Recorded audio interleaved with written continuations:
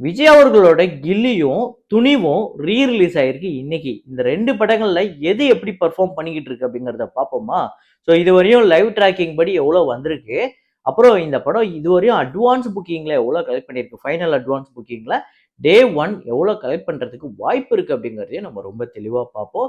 இது இல்லாம இன்னும் சில படங்கள், அதாவது மயிலாடு அப்படிங்கிற படம், பூக்கி அப்படிங்கிற படம், வித் லவ் அப்படிங்கிற படம், இன்னும் சில படங்கள் அதெல்லாம் என்னென்ன படங்கிறத வீடியோக்குள்ள பார்த்துடலாம். நேத்து வீடியோல நான் வந்து ஒரு ஃப்ரேம் ஒண்ணு வச்சிருந்தேன். ஸ்க்ரீன்ல காட்டுறேன் பாருங்க. இதுதான் அந்த ஃப்ரேம்.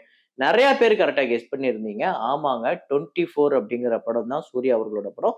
அந்த படத்துல "நான் உன் அழகினிலே" அப்படிங்கிற பாட்டு, அந்த பாட்டுல வரக்கூடிய ஃப்ரேம் தான். இத நெறைய பேர் கரெக்ட்டா கெஸ் பண்ணியிருந்தீங்க.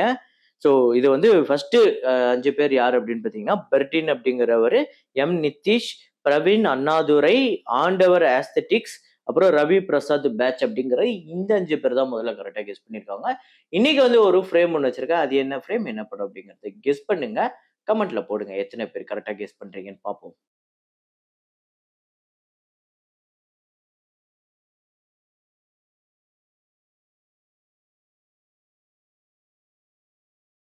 பூக்கி நேத்து 7வது நாள் எப்படிப்பட்ட கலெக்ஷன்னா, தமிழ்நாட்டுல 14,00,000, இந்தியால 15,00,000. தமிழ்நாட்டுல டோட்டலா 1,22,00,000, இந்தியால 1,34,00,000 வந்து கலெக்ட் பண்ணியிருக்கு. 5 கோடி பட்ஜெட். நேத்து வசூல்ல பொறுத்தவரை கொஞ்சம் சுமாரா தான் இருக்கு. ஒரு இன்கிரீஸ் இருந்தாலுமே ஒரு பெரிய இம்ப்ரூவ்மெண்ட் இல்ல இந்த படத்துக்கு. இது பத்தாது. அப்புறம் சசிகுமார் அவர்களோட மயிலாடு நேத்து 7வது நாள் தமிழ்நாட்டுல 26,00,000, இந்தியால 29,00,000. 2,70,00,000 தமிழ்நாட்டிலயும், 3,07,00,000 வந்து கலெக்ட் பண்ணியிருக்கு. இந்தியால 3 கோடிய கடந்திருக்கு.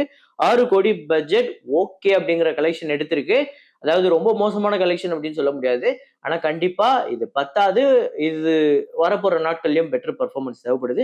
என்னன்னா இன்னைக்கு கில்லியும், துணிவும் ரிலீஸ் ஆயிருக்கு. அதை தாண்டி இந்த படம் பெர்ஃபார்ம் பண்ணணும்.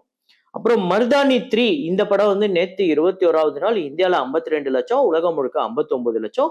டோட்டலா 55 கோடியே 4,00,000 இந்தியாலயும், 70 கோடியே 76,00,000 உலகம் முழுக்க கலெக்ட் பண்ணியிருக்கு. 55 கோடி பட்ஜெட். அப்புறம் பார்டர் 2 இந்த படம் வந்து நேத்து 28வது நாள் 60,00,000 இந்தியாலயும், 67,00,000 உலகம் முழுக்க கலெக்ட் பண்ணியிருக்கு. 438 கோடியே 57,00,000 உலகம் முழுக்க இந்த படம் வந்து வசூல் பண்ணியிருக்கு. 210 கோடி பட்ஜெட். அப்புறம் கப்புள் ஃப்ரெண்ட்லி அப்படிங்கிற படம், இந்த படம் ரொம்பவே நல்லா போய்க்கிட்டு இருக்கு. டே 21 ஆந்திரா தெலுங்கானால 60,00,000, உலகம் முழுக்க 70,00,000. 4 கோடியே 75,00,000 ஆந்திரா தெலுங்கானாலையும், 6 கோடியே 73,00,000 உலகம் முழுக்க கலெக்ட் பண்ணியிருக்கு. 8 கோடி பட்ஜெட். அப்புறம் தமிழ்ல வந்து வித் லவ் சூப்பர் கலெக்ஷன் தொடர்ந்து எடுத்துக்கிட்டு இருக்கு. நேத்து 14வது நாள் தமிழ்நாட்டுல 65,00,000, உலகம் முழுக்க 72,00,000. 21 கோடியே 10,00,000 தமிழ்நாட்டிலயும், 30 கோடி வசூல் பண்ணியிருக்கு உலகம் முழுக்க இந்த படம். 8 கோடி பட்ஜெட். வித் லவ் உண்மையிலேயே நல்லா போய்க்கிட்டு இருக்கு. அதாவது ரீசென்ட் டைம்ல சின்ன பட்ஜெட் படங்கள், அதாவது சின்ன பட்ஜெட் படங்கள் நல்லா போகுதுன்னு சொல்லல. சின்ன பட்ஜெட் படங்கள் பெரிய அளவுல மெனக்கெட்டு, பெரிய அளவுல மக்கள் கிட்ட கொண்டு போய் சேர்க்கிற ப்ரொமோஷன நல்லா பண்ண படங்கள் நல்லாவே போய்க்கிட்டு இருக்கு. அதுக்கு உதாரணம் இந்த வித் லவ், ரீசென்ட்டா பெரிய ஹிட்டான தலைவர் தம்பி தலைமையில். அப்புறம் வந்து தெலுங்குல ஃபங்கி அப்படிங்கிற படம் டே 7 ஆந்திரா தெலுங்கானால 75,00,000, உலகம் முழுக்க 90,00,000. டோட்டலா 14 கோடியே 18,00,000 உலகம் முழுக்க கலெக்ட் பண்ணியிருக்கு. 25 கோடி பட்ஜெட். அப்புறம் ஓ ரோமியோ அப்படிங்கிற படம் நேத்து 7வது நாள் இந்தியால 3 கோடியே 75,00,000, உலகம் முழுக்க 4 கோடியே 48,00,000. டோட்டலா இந்தியால இந்த படம் 56 கோடியே 33,00,000, உலகம் முழுக்க 70 கோடியே 76,00,000. பட்ஜெட் 100 கோடி. ஸோ என்னடா இது, தமிழ் படம் முன்னாடியும், ஹிந்தி படம் லாஸ்ட்டும் வருது. நடுவுல ஒரு தமிழ் படம் வருது, நடுவுல ஒரு தெலுங்கு படம் வருது. என்ன என்ன கணக்குல இவன் போடுறானே அப்படின்னு உங்கள நெறைய பேர் யோசிச்சிருப்பீங்க.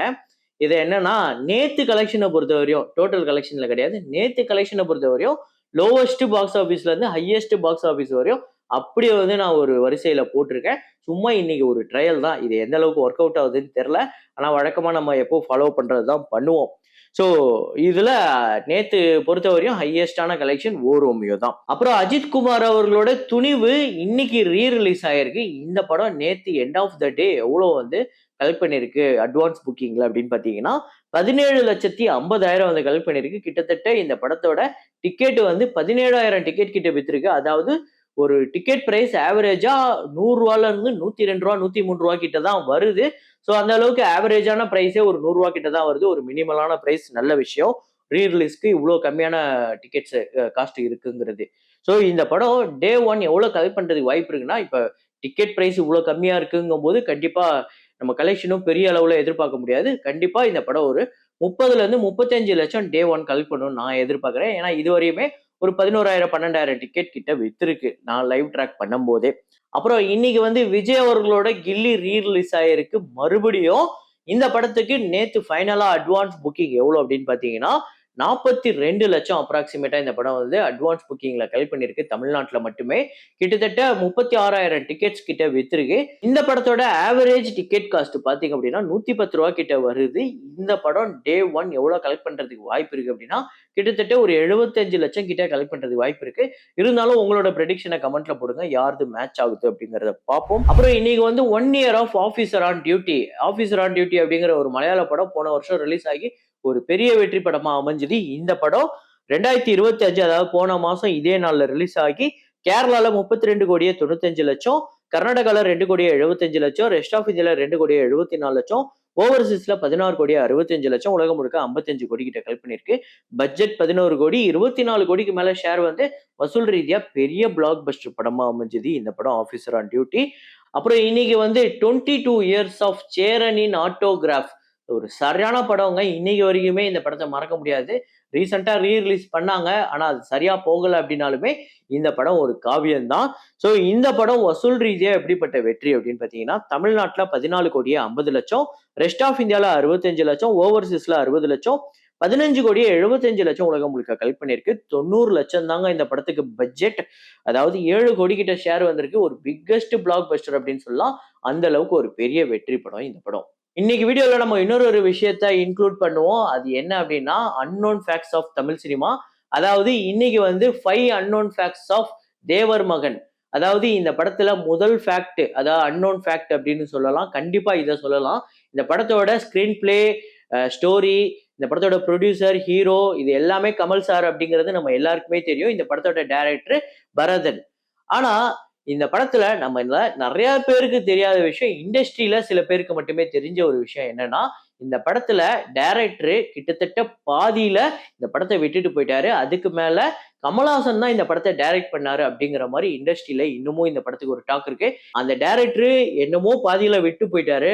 ஆனா அதுக்கப்புறம் அது சொதப்பாம அந்த படத்தை மறுபடியும் கமல் சார் வேற லெவல்ல அதை இன்னைக்கும் தமிழ் சினிமாவோட ஒரு குட் புக்ல இன்னைக்கு தமிழ் சினிமாவோட ஐகானிக் பிலிமா இருக்கக்கூடிய அளவுக்கு ஒரு படத்தை நம்மளுக்கு ஸ்கிரீன் பிளேவா மட்டும் இல்லாம பாதி படத்தை, விடுபட்ட படத்தை டைரக்ட் பண்ணியும் கொடுத்திருக்காரு. இது முதல் ஃபேக்ட். இந்த படத்துல கமல் சாரை தாண்டி நடிகர் திலகம் சிவாஜி கணேசன் அவர்கள் நம்மள பயங்கரமா கவர்ந்திருப்பாரு. அவரோட நடிப்பு அவ்வளவு சூப்பரா இருக்கும். இன்னைக்கும் அதை மேட்ச் பண்ற மாதிரி வேற எந்த கேரக்டரும் அமையல. ஒரு அப்பா கேரக்டர், ஒரு ஹீரோட அப்பா கேரக்டர் அப்படின்னால அதுதான் நம்மளுக்கு ஞாபகம் வரும்.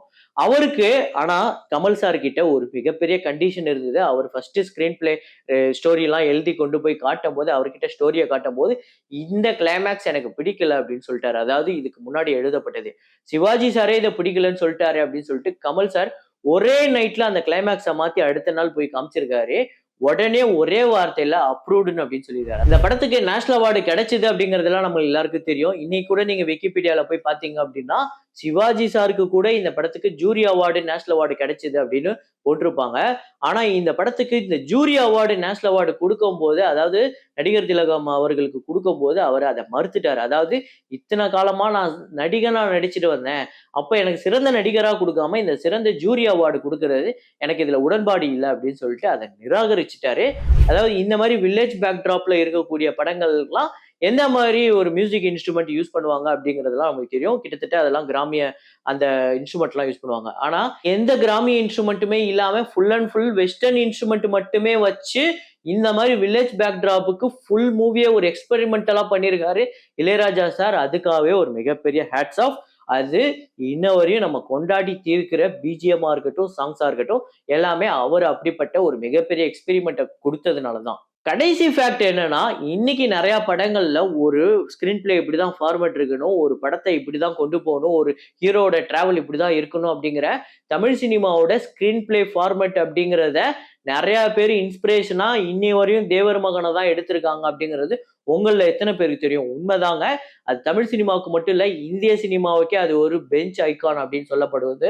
அதாவது கமலஹாசன் அவர்களோட இந்த ஸ்கிரீன் பிளே ரைட்டிங் தான் இன்னைக்கு வரையும் நிறைய பேரால ஃபாலோ பண்ணப்படுற ஒரு டெம்ப்ளேட் அப்படின்னு சொல்லப்படுது. இது மட்டும் இல்லாம இந்த படத்தை பத்தி பேசுறதுக்கு எக்கச்சக்கமா இருக்கு. இது இல்லாம இந்த படத்தை பத்தி உங்களுக்கு தெரிஞ்ச விஷயத்தையும் இந்த வீடியோல கமெண்ட்ல ஷேர் பண்ணுங்க. இதே மாதிரி ஒரு வீடியோல, இதே மாதிரி கலெக்ஷன் ரிப்போர்ட்ல, இதே மாதிரி சினிமா வீடியோல நான் மீண்டும் உங்களை சந்திக்கிறேன். Signing off Rahman.